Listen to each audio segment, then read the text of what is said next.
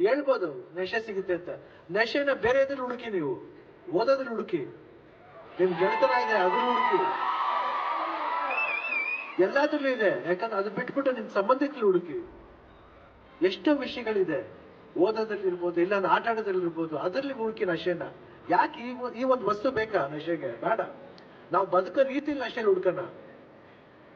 ಇದಕ್ಕೆ ನಾವು ಯಾವಾಗ ಡೀಲ್ ಆಗ್ತೀವೋ, ಯಾವಾಗ ನಾವು ಅದ್ ಕೆಳಗೆ ಹೋಗ್ತೀವೋ ಅಷ್ಟೇ ನಮ್ ಲೈಫ್ ತುಂಬಾ ಕಷ್ಟ ಆಗುತ್ತೆ. ಬೇಡ. ಮಕ್ಕಳು ನಾವು ಚೆನ್ನಾಗಿರ್ಬೇಕು. ನಾವು ನಮ್ಮ ತಂದೆ ತಾಯಿಗೆ ಎಷ್ಟೋ ಭವಿಷ್ಯಗಳನ್ನ ಕಟ್ಕೊಂಡಿರ್ತಾರೆ. ಒಂದ್ ಸಣ್ಣ ಮಿಸ್ಟೇಕ್ ಮಾಡಿದಾಗ ಏನಾಗುತ್ತೆ ಅಂದ್ರೆ ಅವ್ರ ಜೀವನ ಸ್ಪಾಯ್ಲ್ ಆಗುತ್ತೆ. ದಯವಿಟ್ಟು ಅದಕ್ಕೆ ನೀವು ನೋ ಅನ್ನಿ.